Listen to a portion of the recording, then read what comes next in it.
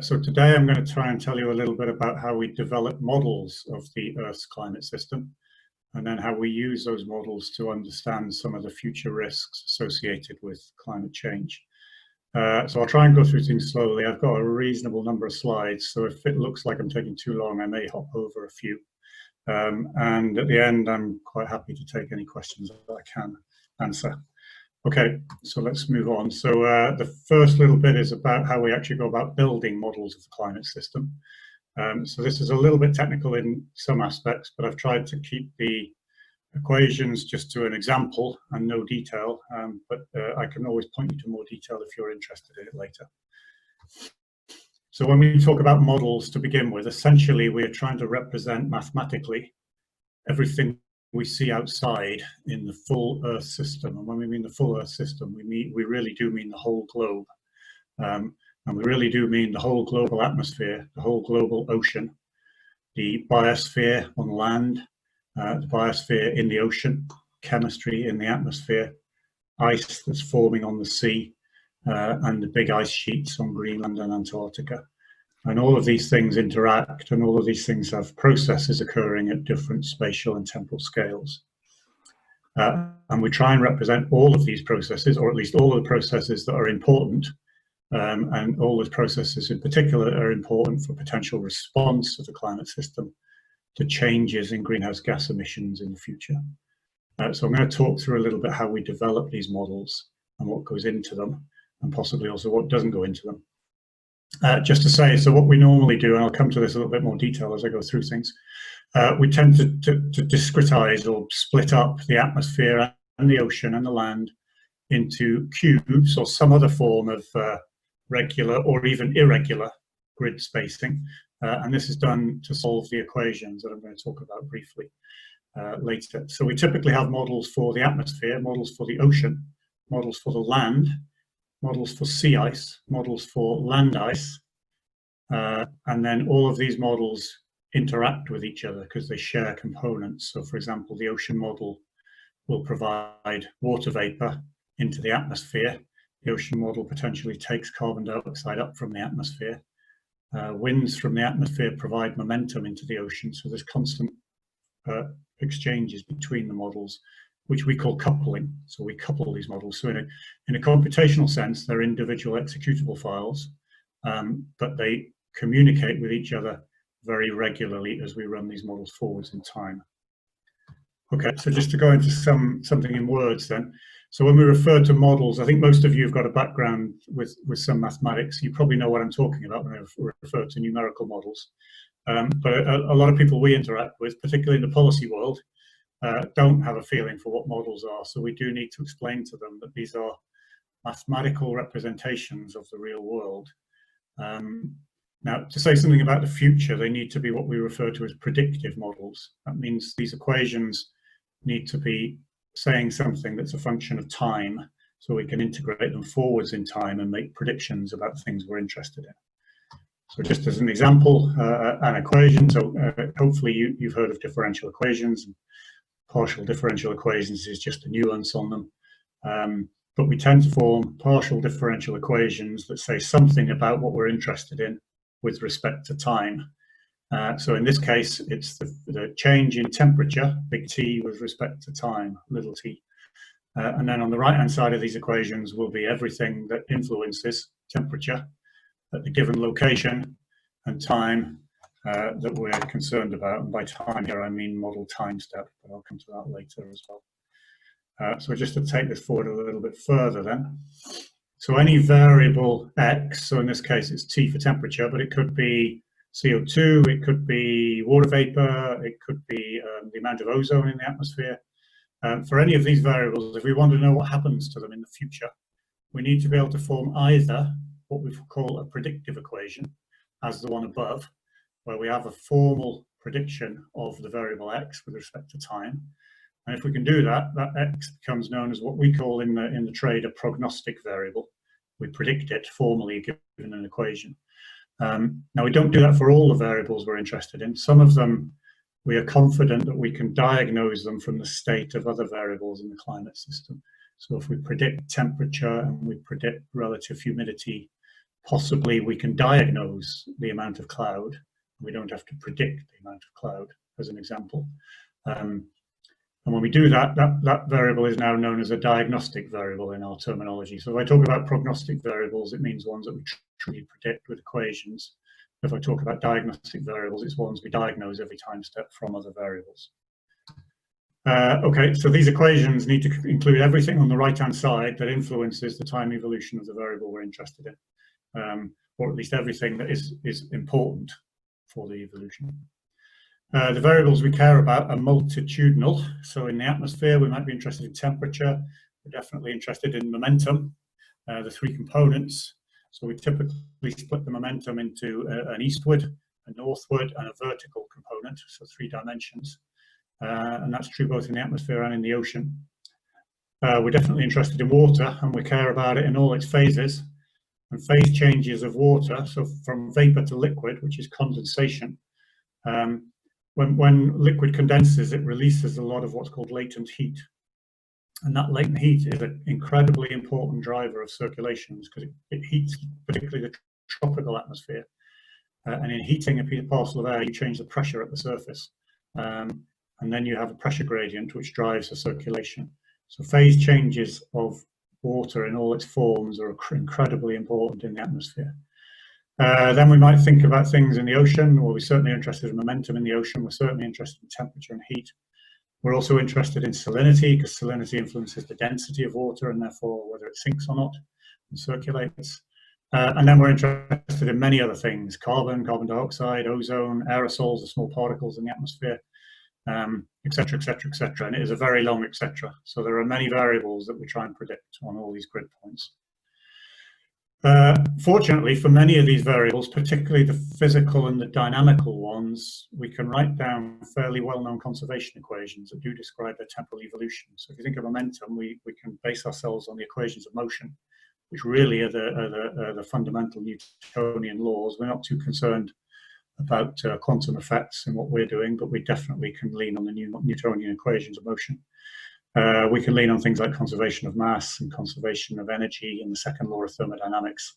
So the physics and the dynamics have got fairly well-established equations. As you get into the chemistry and the biology, the degree of solid equations we can lean on gets less and less. So this is just an example of some of the equations. You don't need to get into the detail or worry about the details of these. You might recognize them in some form. These are very much written in what we call Vectorial Calculus. So I'm not going to go through these in any detail whatsoever. I'm just going to point out one or two things. So the first one is the conservation of momentum. And that omega term is very specific to fluid flows in the Earth system. And that's because the Earth is rotating. And the rotation of the Earth has an enormous effect on fluid flows transiting across the Earth. And it's known as the Coriolis force, and it varies by latitude. I'm not going to go into any detail with it, but the Coriolis force is fundamental in shaping fluid motions both in the atmosphere and in ocean. And that's why you probably know that most airflow actually does not go from high to low pressure, but tends to follow isobars, lines of constant pressure. And that's really to do with the effect of the Coriolis term. So air does want to move from high to low pressure, but the rotational effect of it means that it ends up tending to be parallel to pressure gradient lines. The other term there the other terms in the momentum equation, so the grad P, that is the pressure gradient term. So high pressure will tend to push air towards low pressure, and vice versa. In the vertical, of course, vertical motion is dependent on its balance to gravity. That's what G is. And then the last term, F, is everything that we think affects momentum that we tend to think is small scale. So the best example of that would be at the surface, momentum is lost to the surface through turbulent drag. So turbulent drag would appear in the F term. And then we have all these other equations that we also describe. At the bottom one, you can see that's what we refer to as a diagnostic equation. So pressure, we tend not to predict. We can predict it in models, but if we predicted pressure, then we'd have sound waves in our models, and sound waves travel very fast. And if we had sound waves, we'd have to have extremely short time steps to be able to resolve them. So we tend to filter our equations to get rid of things that we think are not important for evolution of weather and climate, and sound waves are not that important. So we tend to filter them, and then we diagnose the pressure rather than predicting the pressure. And we have equations for everything else, like land. We have these equations in the ocean, in the land, in the ice sheets, in the sea ice, and those independent models. We also form equations for the biological variables, such as carbon, ozone, nitrogen, nitrous oxide, methane, etc., etc., etc. Okay, so with this slide, which is essentially the same equations, just in a different way of writing them, I just want to emphasize that the equations are coupled. And by coupled, we mean the evolution of one variable in one equation influences the evolution of another variable in another equation. So the change in temperature at a given location influences the pressure at that location, which then influences the momentum equation. So they're interacting, these equations, and they're non-linear in meaning that there is advective terms that depend on gradients. And the fact that they're coupled and non-linear gives them this characteristic that they are chaotic. They can support chaotic solutions. What that particularly means of relevance to us is they're extremely sensitive to small differences in the initial conditions that we solve these equations by. And that is why ostensibly the atmosphere is chaotic, or the equations that describe the atmosphere are chaotic as well. And the predictability of the atmosphere is, roughly speaking, limited to 1 to 2 weeks. What that means by predictability is what we refer to as deterministic predictability. So we try and make a real statement about the weather in 5 days' time over this location at this time will be like this. The predictability of weather forecast goes down as you move away from the initial conditions. So when you come to climate, the weather forecasting is referred to as an initial value problem. It's very sensitive to how the initial conditions that the models start from. Climate is less sensitive to the initial conditions. It's more of a boundary value problem, in that we are solving the same equations ostensibly, but we're changing the forcing. And in the case we're talking about, we're changing the forcing by putting more CO2 in the atmosphere. And we're interested in changes in the statistics of the solution to these equations on relatively long time scales and space scales. And we're particularly interested in about changes in the solutions of these equations across the integration time period as this forcing is changing. So we compare different parts of the solution space. Okay, so these equations, unfortunately, we can't solve them analytically. So we could solve, sort of, say, the diffusion equation or the wave equation that you might know about analytically for special cases, but we can't solve these. So we solve them with finite difference approximations. So I'm not going to go into the details of that because I simply don't have time. But just to say, we split if you think of the atmosphere over the whole globe, but this applies to the ocean and it applies to land as well. We split the atmosphere into cubes, and those cubes could be regular. They don't have to be regular, and they're increasingly becoming more and more exotic in their shape as we try and exploit computer architecture into the future. But let's assume for now that they're regular grids for discussion. And we split them in the horizontal and in the vertical. So we also create layers of the atmosphere in the vertical and in the ocean. And then we try and solve these equations by solving them on the nose of these grid points, both in the atmosphere and the ocean. So we're predicting the three-dimensional evolution of the atmosphere and the ocean of the equations we're able to write. The variables we're able to write equations for, and we integrate them forwards in time because they are dependent on time. So the models we develop are essentially the same as weather forecasting models. Weather forecasting models are primarily the atmosphere and the land, and they run forwards in time from a known initial state, and that known initial state is a combination of the previous weather forecast and all available observations at the time that we start, and then we run it forwards in time and see how the atmosphere evolves. Climate models are the same, but they are now including the ocean, the land, and they run for much longer, i.e. hundreds to thousands of years of simulated years.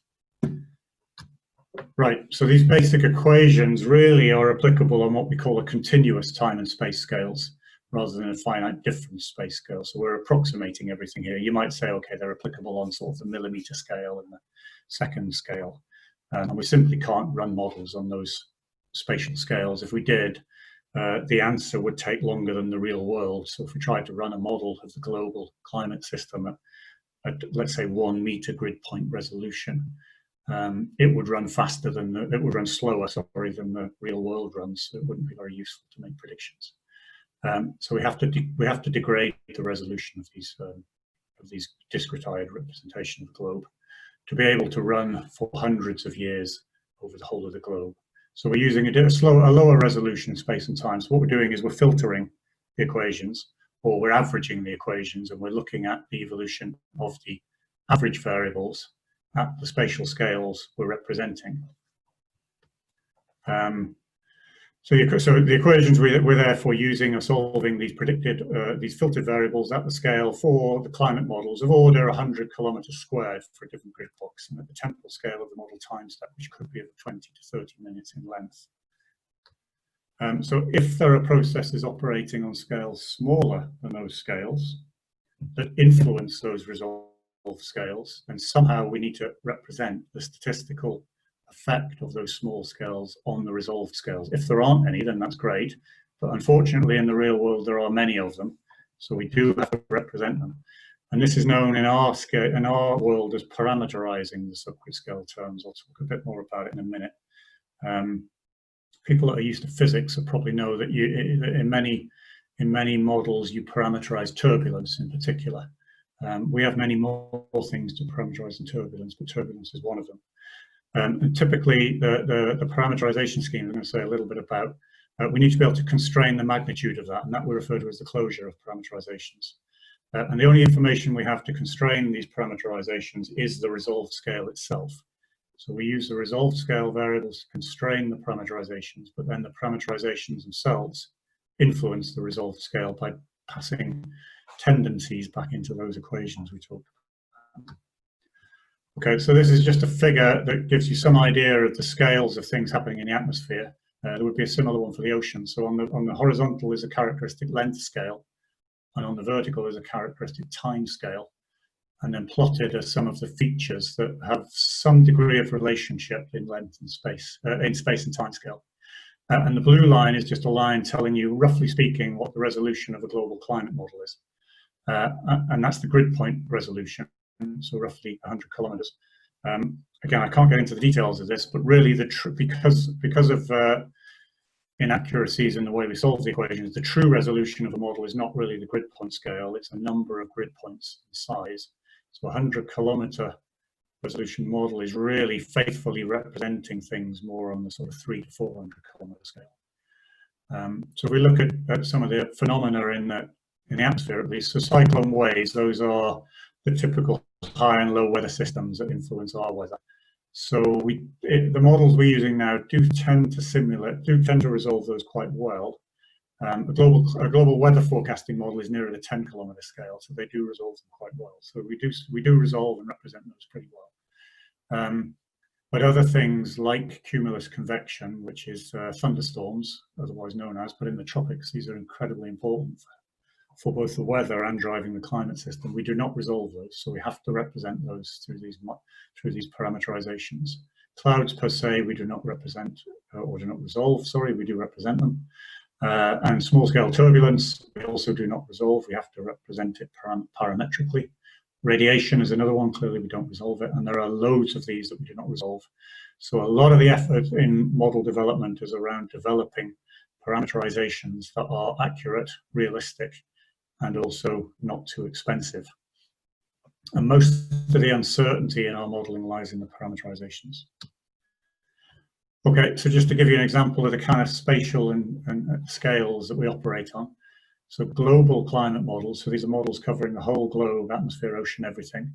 They typically have horizontal grid box scales of order 100 kilometers and vertical scales in the ocean and in the atmosphere of, actually it should be tens of meters very near the surface to 500 or so meters in the very high atmosphere. And in the vertical, we tend to put the high resolution where there's very strong vertical gradients, and that typically is near the surface, both the atmosphere-ocean interface and the ocean-atmosphere interface. Not only, but typically there. And then we are applying global climate models for simulation periods. So we're running these models in simulated time for order hundreds to thousands of years. And I've written a little bit below why we do that. So with global climate models, we need to have, and I'm going to explain how we run them, but we need to have them in equilibrium. And the deep ocean takes a long time in the real world to come in equilibrium. The circulation of the deep ocean is on 1,000-year timescales. So we need to be able to run them for thousands of years to bring them into equilibrium. And then as we run them into the future to say something about the future, we typically are running them for 100 to maybe 200 years into the future. We also need to make many of these simulations because we don't know what the future will look like in terms of how humans will develop the global climate, how socioeconomic development will influence emissions of CO2. So we need to make lots of different simulations sampling lots of futures, potential futures. And we also need to sample something called natural variability, which I'll come back to later. But it means we need to make lots of these simulations over long time periods. So necessarily, they therefore have to be relatively low resolution. If you go to weather prediction, so weather predictions are typically 1 to 10 days in length for the whole globe. Therefore, we can typically run with higher resolution of order 20 kilometers. Now, global weather predictions also drive, so you can think of a global model, and it's solving the state of the atmosphere going forwards in time. Within that global model, you can place another model that is limited in area, say over the UK as an example, and you can drive the boundaries of that model if it's limited in area with what's being predicted in the global model. So the global model is feeding information into the limited area model. And that one, because it's covering a small area of the globe, can be run at even higher resolution of order 2 kilometers. So the combination of these two is what gives you your detailed weather forecast every day that you see on TV. We can also run limited area models for regional climate, and we do that. So the global climate models can feed their information in just the same way to a regional climate to give you higher resolution information locally of climate change consistent with what the global models say. And we do that at the Met Office, and we have a big group that works on regional climate downscaling, as we call it. There are other models that are used for research that are even higher resolution that go into specifics of understanding clouds or understanding turbulence in the boundary layer. Okay, so the statement I make in red there is why these models are relatively coarse resolution. Okay, just to fix some ideas. So the picture is an example of a cloud field over the tropical ocean. And the black line is a typical grid box. So clearly there's many things associated with clouds at a subgrid scale relative to the grid box. But these really do influence the grid scale enormously. Clouds transport heat and moisture through them at small scales. Condensation drives heating, which drives circulation. Precipitation, obviously, we're interested in, and clouds interact with radiation. All of these are happening at the small scale. So we need to develop models of these small scale processes and relate them to the large scale, and then be able to feed every model time step the impact of these small scale influences on the evolution of the large scale. And as I said earlier, parameterizations are where most of the uncertainty lies. Okay, here are some of the things we parameterize in the atmosphere, and the ocean is analogous. So clouds, radiation, chemistry, small scale turbulence, exchanges with the ocean of heat, latent heat, which is evaporation, sensible heat, momentum, CO2, the whole whack, and then small scale circulations associated with cloud processes. We have to parameterize all of these, so describe them in terms of their statistical behavior related to the large scale variables. We do the same for the ocean. I'm not going to go into the detail about the ocean, but we essentially are faced with the same problem. We discretize the ocean. We predict the thermodynamics, the dynamics, the biology, and the chemistry of the ocean. We also have models for sea ice, which tend to be independent, but sea ice forms on top of the ocean where the ocean gets cold enough to freeze. Sea ice can be advected around as well. So these models are interacting. And the ocean, the atmosphere, and the land and the ice models all have to be coupled together to exchange variables. That's the basis of a physical climate model. But then we also know, as I said last week, that as an example, only about 50% of the CO2 emitted into the atmosphere actually stays in the atmosphere. About a quarter of it is taken up by the terrestrial biosphere, and about another quarter of it is taken up by the oceans. And it's quite feasible, and in fact we do expect, that what we call the natural uptake of carbon dioxide from the atmosphere may change as climate changes. So we need to be able to predict that as well. So that means we need to build models of the carbon cycle into our models. So we need to have ocean biology in the ocean model. We need to have plant growth and decay and carbon uptake and respiration from soils in our land models. And we need to have chemistry that is of importance for not just carbon dioxide, which is a relative inert gas in the atmosphere, but for other greenhouse gases, such as methane or ozone. So we need chemistry in the atmosphere as well. And when it comes to the carbon cycle, carbon processes in the real world are influenced by other availability of other biogeochemical constituents. For example, vegetation depends on availability of nitrogen and phosphorus as a nutrient. Ocean biological processes depend on availability of iron and oxygen in the ocean. So as soon as we start to represent the carbon cycle, we have many other things that we also have to represent if we're going to be able to represent it accurately. And that takes us from physical models to what we now refer to as Earth system models, where we have the physical models of the dynamics and the thermodynamics, and now we build in biology and chemistry as well. And all of these things are interacting with each other as they do in the real world, and we need to do that in our models as well. So climate models have been around since about the late 60s, so it's a relatively new discipline still if you compare it to, say, classical physics. Weather forecasting models really got going in about the 1950s.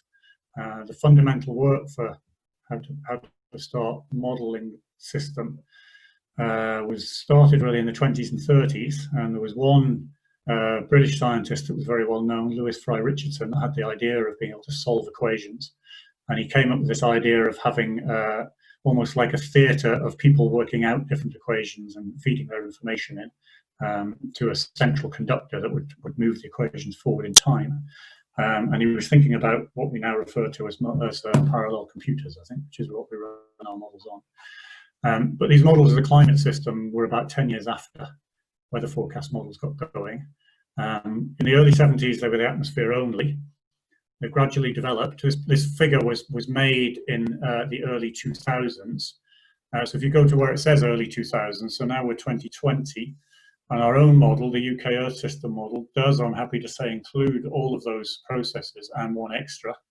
We now represent ice sheets, Greenland and Antarctic ice sheets, which are quite a challenge to represent. So in our model, we do have atmospheric chemistry. We do dynamic vegetation, means we predict the growth and the death of vegetation, depending on climate and carbon. We do predict carbon uptake and all the biogeochemical things that influence it. We predict aerosols, which are important for reflecting radiation influencing clouds, and we have ocean, land, and atmosphere. So we're in a good state, and in fact, the UK Earth System model is probably the most advanced in the world today, or one of the three most advanced. There's an extremely advanced model in the US as well, developed by the National Center for Atmospheric Research in Boulder and collaborators. But we are certainly one of the most advanced models in the world today. Okay, and of course, we solve these on big computers. So these equations, we solve them on finite difference on big computers. And this is a picture of the Met Office's Cray XCS, which was purchased, I think, about 5 years ago. And at the time was one of the biggest computers in the world, and was certainly the biggest computer in the world for weather and climate applications. We've just managed to get, I should say the Met Office, has just managed to get funding secured for the next two replacement cycles of this computer. So we're in pretty good shape, and we expect the next supercomputer to be about 6 times the capacity of this one. The computers we use at the moment, just if you're interested, they are very much CPU based and very parallelized, but like everyone else, we are moving towards what we would call more GPU-like solutions. So typically we run our models on orders of thousands to tens of thousands of compute nodes. To realize the way computers are going in the future, we have to recode our models to be able to realize running them on millions of computer nodes instead, and that's a major challenge for us, which I'm not going to talk about. Okay, so I'm going to switch now to running and evaluating climate models, and I stress evaluating is a fundamental part of what we do. So these models are what we refer to as first principle models. They're trying to represent the real world based on equations. In a climate sense, they do have no observational data going into them. So a weather forecast has observations going into them at time 0 and then nothing afterwards. But we extensively use observations to understand our models. That's what we refer to as to evaluate them, to understand if they're representing the real world properly. And we use observations to help us improve the models, to improve the parameterizations, and to improve all the couplings and everything like that. So we spend a lot of time evaluating our models. I'll talk a little bit about how we run them now. So we typically start our models we have to start them with something. So we can start them from rest, or we can start them from some kind of observation-based conditions. Whichever we start them from, we need to bring them first into what we refer to as a pre-industrial equilibrium. And what that means is we need to bring them into some kind of internal balance without any artificial external forcing. So the only forcing of the model would be the known solar input of energy and what we might know about pre-industrial greenhouse gases, such as CO2. And on long timescales, as I said in the other lecture, at global scales and long timescales, we know that the Earth system obeys certain parameters. So we know at the top of the atmosphere there'll be an energy balance, and we know, for example, if we averaged over the whole of the global ocean, that the exchange of heat and carbon dioxide and other variables, if we averaged them over the whole globe and over sufficiently long, they would probably be net zero, meaning carbon going in might equal carbon going out. So we need to bring our models, in particular the ocean, but also land, because the same, land is taking up carbon and releasing carbon. And we think in pre-industrial conditions, the climate system was in some kind of long-term equilibrium. So we need to bring the models into an equilibrium, and that can take thousands of simulated years. And this is an example of what we call the spin-up. So this is actually the spin-up of our ocean model. So we ran the ocean model, and we did this where we ran only the ocean model, and we forced it with repeating cycles of atmospheric forcing from a short run of our atmosphere model in pre-industrial state. And the figure is showing the spin-up of the global ocean carbon flux between the ocean and the atmosphere. And you can see it's kind of exponentially tending towards zero, and we would expect it to be zero in the pre-industrial. You can see a big jump in that. That big jump is when we made some major change to the way we represent momentum flux into the ocean. So changes to how we do things have big influences on our models. But then you can see that the evolution towards zero is coming back again. That evolution looks pretty regular until you get to the green curve. So that's after about 4,500 years of simulated years. That's the point when we switch from just running the ocean with prescribed time invariant atmosphere to making it fully coupled. So we couple the atmosphere and the ocean together at that point and carry on. So there's now a bit more variability because the ocean can influence how the atmosphere evolves, and the atmosphere can influence how the ocean evolves. But eventually you can see things settle down to about zero in that red bit. So the number zero there is when we stopped doing what we called spinning up our model, and we started officially running what we considered to be a pre-industrial simulation of our coupled model. And when I say officially, what we're doing here is we're running our model with exactly the same forcing for many experiments. I'm going to talk a bit about these, using exactly the same forcing as every other model around the world. And we run things that are called coupled model intercomparison projects about every 7 years, where global climate models around the world will run exactly the same experiments to provide a suite of information for us to understand the models and to make a suite of predictions of the future. So this was our preparation to be able to contribute to that. So we have to run the model for a very long time first in this pre-industrial natural setting to get everything into balance. And then we start running through what we call the observed historical period. And that observed historical period, we now change one critical thing. And that critical thing is the amount of CO2 in the atmosphere.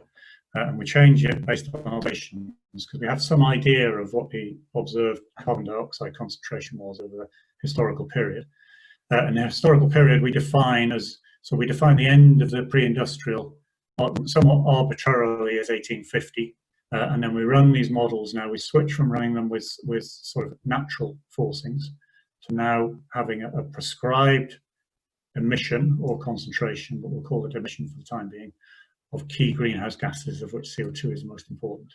And also a prescribed estimate of land use change, because we know humans have influenced the land significantly, and that can influence both regional climate and CO2 uptake. And then we run these models through to present day. And present day for this particular round of this model intercomparison project was actually 2015. And then these simulations, we can use them to assess the models, to ask whether they're doing sensible things, and compare all the output from them against observations for all the variables we're interested in. So this shows one example. This is showing the global mean surface temperature anomaly. So this is the difference in the global mean temperature relative to, it's actually relative to an 1850 to 1900 mean. So that on the left, that's correct, incorrect.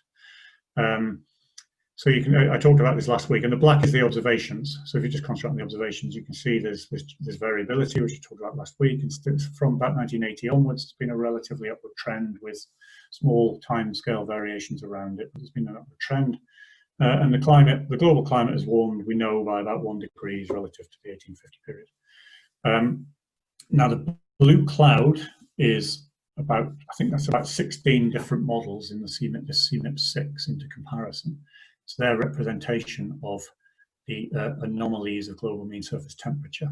And there may be many models, many realizations from one model. So I talked about this pre-industrial simulation. The way we start the historical simulation is we take the state of the ocean and the atmosphere and the land from the pre-industrial model simulation, and then that is used as the initial conditions for this historical run, where we've now changed the CO2 concentrations at the time.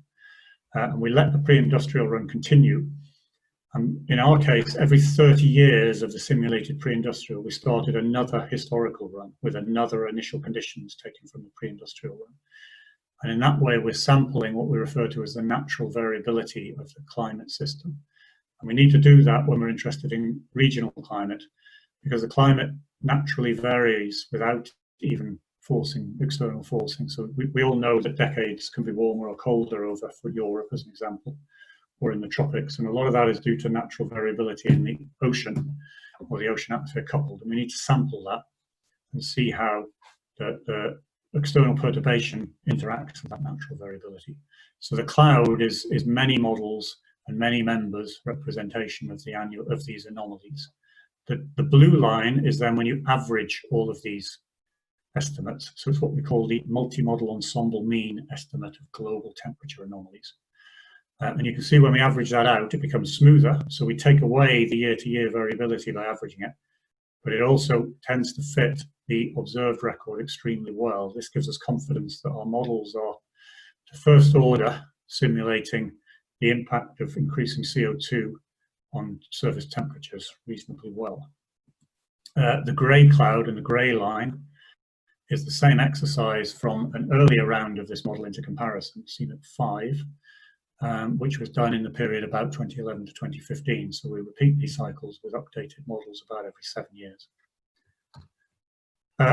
So these models spit out more than just global mean surface temperature. So any variable that you can think about in the climate system, we simulate it, and we potentially output it every hour if you want.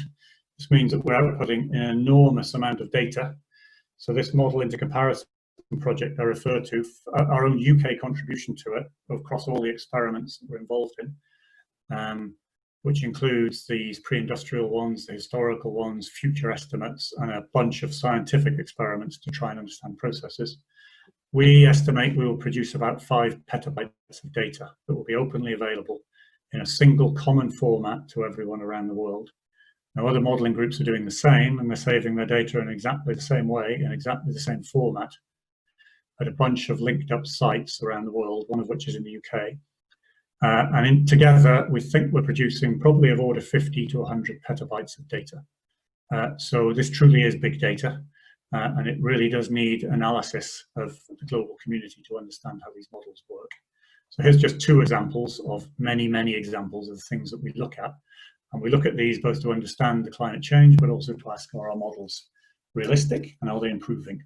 So the top one is just an example of precipitation over India, averaged for, I think, about a 35-year period for the monsoon season. The left is observations. So those of you that are familiar with the Indian monsoon will know that there's significant rainfall along the Western Ghats coastline. And then there's a lot of rainfalls with the Himalayan interaction with the Himalayas. Okay, the CMIP5 models did a pretty good representation of that precipitation, and you can see that the CMIP6 models are doing better. And because of the poor resolution that we talked about, the sort of 100-kilometer grid scale, we can't simulate the detail of the rainfall interaction with the Western Ghats. So we get it in flavor, but we don't get it in detail. So I referred to these things called regional climate models before, where we put a regional model at higher spatial scale and resolution and drive it with the output from the global model. So there are groups around the world that have regional models over India. And with that regional model that you're now maybe running at 10-kilometer resolution instead of 100-kilometer resolution, you can now begin to resolve the Western Ghats in much more detail. So the regional models which are preconditioned by the global models, can tell you about, give you more detail of change over somewhere like India, consistent with the global simulation. So we look at observations for a multitude of variables, and we try and understand where our models are doing well, but more importantly, where they're doing poorly. And where they're doing poorly, that's where we put effort in to try and improve the representation of the processes. The bottom is another example. It's just output from our own model for the latter period of this historical run. And it's averaged over 9 of those members I referred to, starting from different initial conditions. And it's showing the flux of carbon from the, from the air to the ocean. So where it's positive, there is CO2 going from the atmosphere into the ocean, and where it's negative, CO2 is coming out of the ocean into the atmosphere. And the left is an observational estimate of that. So you can see, we're doing a reasonably good job.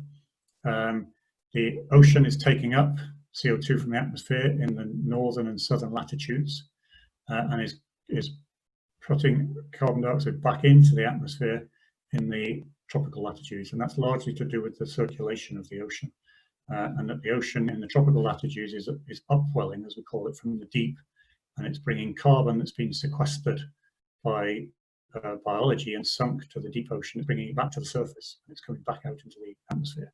So this is a little bit what we talk about when we say about ocean timescales. The same applies for heat. Carbon and heat taken up by the ocean will reappear again at some point because the ocean circulates. So the ocean is a great damper on the system, but it doesn't take away the climate change. It's just a delay mechanism. Okay, so we've run our models through what we call this historical period, and we've got them now to roughly present day, or in the case of this activity I've been talking about, the 6th model into comparison project, we've got them to 2015. One thing we want to do now is to run them into the future. And we don't actually know what emissions will be into the future, so we need to be able to create future worlds. And when I say we, so we as in the group, my group, we don't do this. So the groups around the world that we work closely with that do this. And what they need to do is they need to think about how the world will develop politically, socioeconomically, and technologically. And these assumptions will feed into things like, or these things are based on assumptions around population growth, technological development in the future, growth in GDP, political developments in terms of collaboration or non-collaboration. And typically what we want to span is future evolution of the global system and how it might influence the world's ability to either adapt to climate change, so that's schematically showed on the horizontal axis, or schematically how the global community might be able to respond to the requirement to mitigate. So in this case, we mean reducing emissions of CO2. That's the vertical axis. And we'd ideally like to sample all of these spaces. And these would give us different emission scenarios that we can then drive our models with into the future to produce different estimates of the climate change. Then we combine those estimates of climate change with the assumed socioeconomic conditions that underpin them, and ask questions about how we could adapt as a global community to these changed climates and changed conditions. So these futures are known as shared socioeconomic pathways, or SSPs, and they try to span this range of possible futures. So they go from SSP1, which is referred to as taking the green road, which we think of as the world will evolve in a stable, sustainable sense. So the challenges for adaptation and mitigation will be relatively low. There might be a middle of the road one where there's moderate greening and moderate collaboration. There might be a fossil fuel developed one, which is SSP5, where we just keep burning fossil fuels. At the moment, unfortunately, we seem to be somewhat on that path. And then there might be ones where there's less collaboration or significant inequality between the developed and the developing world. that's SSP4, which would have a major challenges around adaptation for the developing world. And then there could be regional rivalry, which might be different parts of the world not collaborating that well, SSP3, which creates a lot of challenges, and you can think for yourself which trajectory we might be on politically at the moment. So each of these subsequently can be associated with different emissions of CO2. So those future socioeconomic and technological evolutions give you different emissions of greenhouse gases, such as CO2 and methane. So these are showing you schematically for these different SSPs, and I'm not going to go into detail about them. But you've got the observed emissions of CO2 in grey. You've got what we put into our models in black, and then as you go from pink and orange and blue, you've got these different futures. So the red one that goes to very high emissions, that's the SSP5, so that's the fossil fuel world. The red ones are the SSP3s. These are ones with regional rivalry, but less of a fossil fuel driven world. You've got the orange ones that are kind of middle of the road, and you've got the green and blue ones, which are the sustainable worlds. And then you've got the pink one, which you can think of as being fossil fueled, and then middle of the century, a recognition that, oh hell, we're heading towards Armageddon, we need to do something about it. And this is called an overshoot scenario. So we're interested in how the climate system might respond if it goes in a very bad direction, but then rapidly we make some changes. So we can run our models after we've gone through this historical period. So all of these members, and in our case, we made 19 different historical runs, sampling 19 different states of natural variability in the pre-industrial. We can run all of these members into the future, sampling all or most of these different futures. So you can see that the number of simulations explodes rather rapidly. It becomes potentially 19 multiplied by order 10, running out to typically 2100. Some of them we run further. Now CO2, of course, is not the only gas. There's also other gases, so methane, we can get the methane emissions. And from these scenarios, we can get everything, including land use. So this is how we then continue these models into the future. I just thought I'd give one aside now, because there's been quite a lot of discussion about the present lockdown around the world and its impact on CO2 emissions. So I just wanted to say one word about that. So the schematic is showing you global CO2 emissions based on observations and estimates going back in time to actually 1750. And we estimate that globally we've emitted in an accumulated sense about 1,500 billion tons of carbon dioxide into the atmosphere since 1751. And the emission rates for 2019 were established as being around about 37 billion tons for that year. Now there's some guesstimates, I've called them guesstimates because that's all they are at the moment, but CO2 emissions, human CO2 emissions from 2020 may be 5 or 6% lower than expected. So CO2 emissions for 2020 may only be around about 35 billion tons, not 37 billion tons, or possibly a little bit lower still. So that would mean the emissions in 2020 would be somewhat like 2017, which is shown at the end of the curve. So given that in the accumulated sense we've emitted about 1,500 billion tons of CO2, the CO2 has a very long lifetime, but half of it is taken up by the ocean, the ocean and the land. You can see that a reduction of 2 or 3 billion tons is not a massive impact on order 1,000 billion or 800 billion tons of CO2 that might be in the atmosphere. So the real question around the impact of this crisis at the moment on climate, not on air quality. So air quality is massively improved at the moment in cities, but on climate and the carbon question, the big question is about whether some of our behaviors, like giving video conferences, not flying, not traveling by car, etc., how many of those will stick, and will there be a long-term impact on CO2 emissions? And that will have an impact on the climate question. Probably the short-term impact will be minor. Okay, so back to these future projections. So once we've run through the historical period, so here's an example from the earlier CMIP 5 round, and that's because we're only beginning now to analyze these new simulations. So the the green line is, I'll show you with my mouse. The green line is showing these historical simulations, global mean surface temperature anomaly again, relative to 1860 to 1880. The grey line are observations, and then the the plumes are as we go into the future. And again, the plumes are representing many models and many members from many models. And the thick lines in each one are the average, again, averaging across models and members. So if you take the blue plume, if you can see that, that is what we would refer to as a relatively optimistic future in terms of low emissions. And you can see that it's estimated that temperature changes will be of order 1 to 2 degrees above pre-industrial values with that emission pathway. The middle emission one, this orange one, so the spread is getting wider now, you can't see it all, but the median estimate is something like a 3-degree warming, spread between maybe 2 and 4 degrees. And then this high emission pathway is suggesting something like an average warming at the end of the century of 4.5 degrees, with an uncertainty range of something like 3 to 6 degrees. So the uncertainty grows into the future, and the uncertainty actually grows with the strength of the forcing as well. So to put that another way, so this is with the CMIP6 models, the new models. So on the bottom, it's showing each of these different futures that I talked about. So you go from left to right, the stronger emissions of CO2 going into the atmosphere in the future. And the vertical axis is the estimate for all these models of the temperature at the end of the 21st century compared to 1880 to 1900, the temperature change.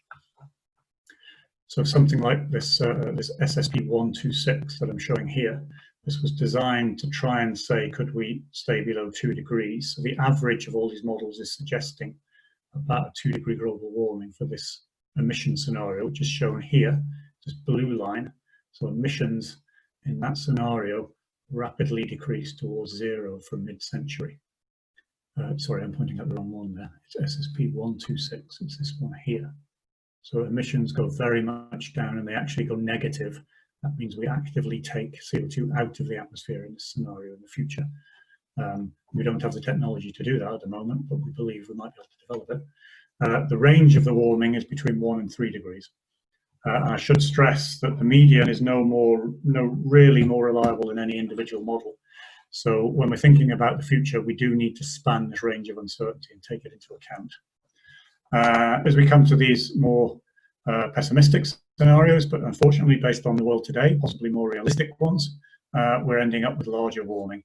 So the SSP370 is a scenario that some of us, unfortunately, I'm one of these, think that this is probably, at the moment, this is where the world is tending to be heading, unless things change markedly. This is kind of the direction we're heading, SSP4646 or SSP370. And you can see we're talking about a global warming at the end of the century of somewhere around 4 degrees, with the risk of it being up to 6 degrees. And I haven't gone into this, but this is just global mean. For areas like the Arctic, this would mean warming of possibly 3 times that amount. So up to 20 degrees of warming in the Arctic. So phenomenal amounts of warming. Nothing that has been seen in the global climate system ever before. Okay, so let's just try to drive home that this is a major question. Okay, so the climate models produce many other variables. One that's particularly of interest from an adaptation perspective is sea level. So this is showing estimates of sea level rise. If you just concentrate on the big plot here, it's showing sea level change from these models, estimated out to 2300 rather than 2100. 2100 you can see along the axis. And it's for, in pink, the more pessimistic high fossil fuel emission, and in blue, one of the more optimistic green emission scenarios. And at 2100, we're talking about global sea level rise of order 1 meter.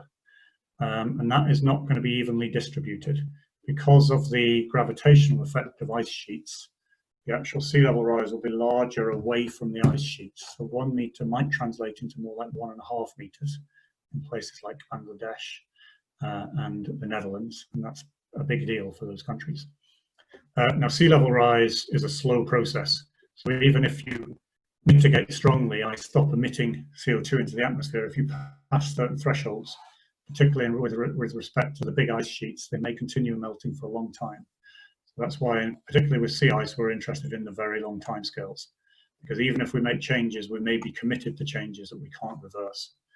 The insets here are just giving you an estimate of the component contribution to that global ice sheet. So some of it comes from the fact that the ocean is warming, ocean heat content.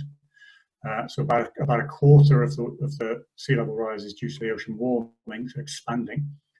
And then about a quarter of it is due to melting from Greenland, about a quarter from melting from Antarctica, and about a quarter from melting of glaciers on land. And those melting of the ice sheets is putting water into the ocean. So sea level is an enormously important thing as we go forwards. But the Earth system models allow us to look at many variables and changes in many variables at different locations all around the world. And these basically underpin national assessments of climate change on different timescales. So for example, on the left, we can make statements about change in precipitation for different regions of the world in different seasons. This one shows the United States.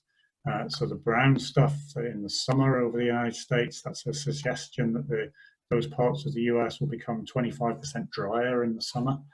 I think we're beginning to even see that already in observations.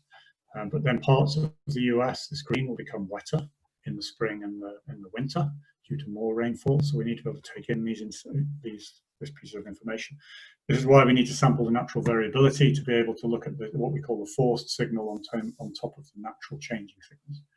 We can say things about changes in tropical cyclones, that's the top right, how they might change in their distribution, their intensity, etc. in the future.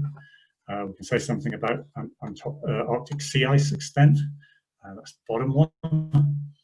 And we know that Arctic sea ice is decreasing rapidly, that's the green curve for September, which is the end of the ice season. And we have estimates that the Arctic will become ice-free by the middle of the century in the summer. And that has an enormous impact for the Arctic ecosystem, but it also has enormous impact for the global climate system, because the temperature gradient between the tropics and the polar regions kind of defines the jet stream strength. And the jet stream is what determines our weather. Changes in the Arctic have massive impacts for Europe as well. Right, and we can say things about maybe the Antarctic ozone hole, which I talked about last week. So I talked about the fact that the ozone over the Antarctic, we know, has been decreasing over a historical period. That's the white lines. We can make model estimates of that, and that's due to chlorofluorocarbons. In 1989, the Montreal Protocol came in to ban the use of chlorofluorocarbons, and it was a successful protocol. Around about 10 to 15 years after that, ozone destruction kind of plateaued out in the Antarctic. That's the white dots, and the red line is a model estimate. And roughly about today, so that's about 30 years after the protocol came in, ozone is tending to recover. And models suggest ozone may be fully recovered by about 2060. So 90 years for ozone to recover. So if we are proactive in doing things, we can repair damage in the Earth system, but it happens on long timescales, and models can guide us in this. Right, so I've got to my summary just under an hour. Hope I didn't go too fast. So global climate and Earth system models, we build them on the laws of physics, chemistry, and biology. So they are grounded in fundamental laws. There's no observations. They're not statistical regression models. There are statistical regression models used in our disciplines, but the models we talk about are not statistical regression models. They are what we call first order models, first principle models. They're mathematical computational models of the real world. So they're mathematical models that we solve on computers with finite difference. I should say that the fundamental laws of the physics and fluid dynamics is fairly solid. As we go to the chemistry, it becomes less solid. As we go to the biology, it becomes even more less solid, and it becomes even more heterogeneous. So the challenges around representing chemistry and biology are very large in our models. We spend most of our time actually evaluating our models against observations to understand if they're behaving like the real world and showing sensitivities like the real world. And if they don't, we try and understand why they're not and use the models to help us understand, the observations to help us understand them and improve them. So the time periods between these big international intercomparisons we spend improving our models. We use these models to investigate how the climate may change in the future following both different global development pathways.